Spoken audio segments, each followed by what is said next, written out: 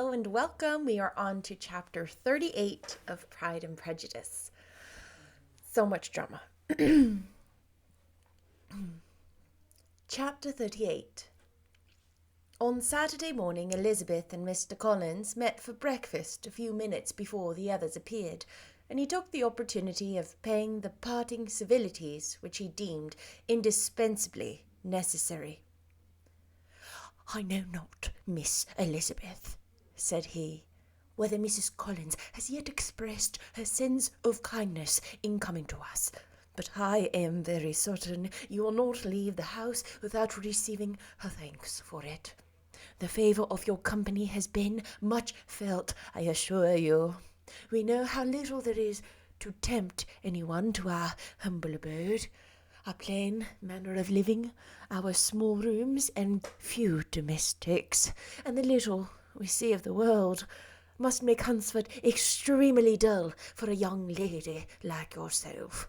But I hope you will believe us grateful for the condescension, and that we have done everything in our power to prevent your spending your time unpleasantly."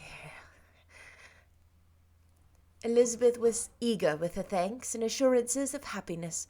She had spent 6 weeks with great enjoyment, and the pleasure of being with Charlotte, and the kind attention she had received, must make her feel the obliged.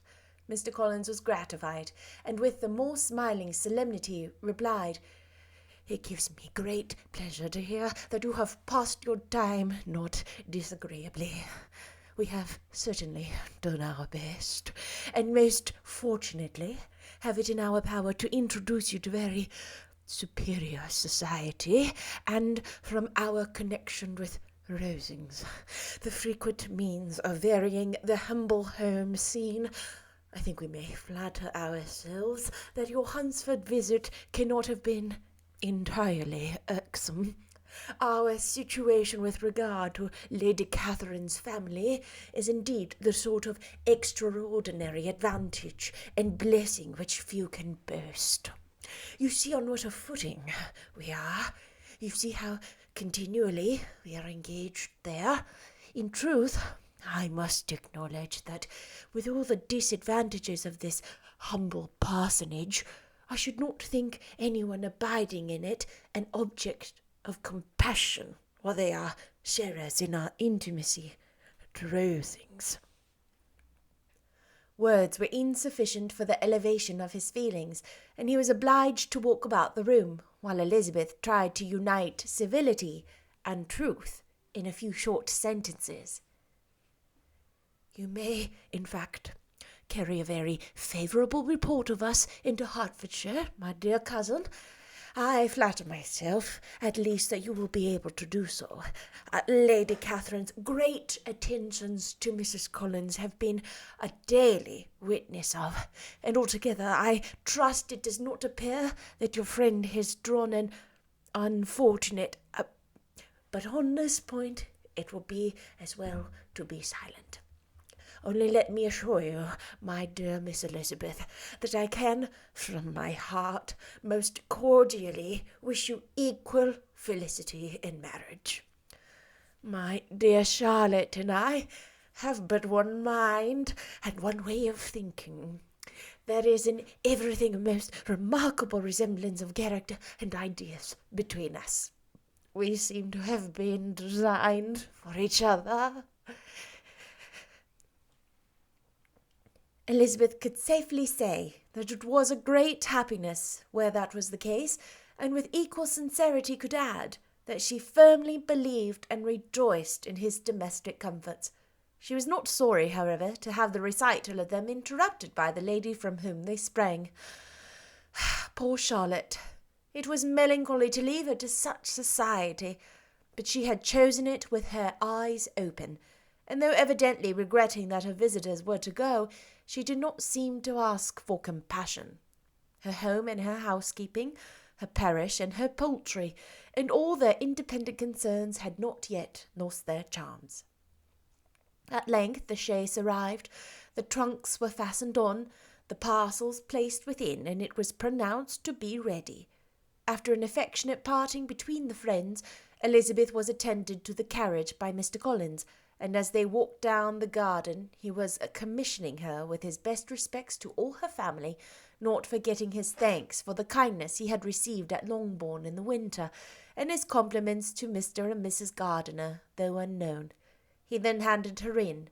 Maria followed, and the door was on the point of being closed when he suddenly reminded them, with some consternation, that they had hitherto forgotten to leave any message for the ladies at Rosings. "But," he added, "you will of course wish to have your humble respects delivered to them, with your grateful thanks for their kindness to you while you have been here." Elizabeth made no objection, and the door was then allowed to be shut, and the carriage drove off. "Good gracious!" cried Maria, a few minutes' silence. "It seems but a day or two since we first came, and yet how many things have happened!" "A great many indeed," said her companion with a sigh. "We have dined 9 times at Rosings, besides drinking tea there twice, and how much I shall have to tell," Elizabeth added privately, "and how much I shall have to conceal." Their journey was performed without much conversation or any alarm, and within 4 hours of their leaving Hunsford, they reached Mr. Gardiner's house, where they were to remain for a few days. Jane looked well, and Elizabeth had little opportunity of studying her spirits, amidst the various engagements which the kindness of her aunt had reserved for them, but Jane was to go home with her, and at Longbourn there would be leisure enough for observation. It was not without an effort, meanwhile, that she could not wait even for Longbourn before she could tell her sister of Mr. Darcy's proposals. To know that she had the power of revealing what would so exceedingly astonish Jane, and must, at the same time, so highly gratify whatever of her own vanity she had not yet been able to reason away, was such a temptation to openness as nothing could have conquered but the state of indecision in which she remained as to the extent of what she should communicate, and her fear, if she once entered on the subject, of being hurried into repeating something of Bingley which might only grieve her sister further. That's the end of chapter 38. It's a super short one. Elizabeth has left Hunsford. A surprise, an awkward conversation between Mr. Collins and Lizzie has arisen.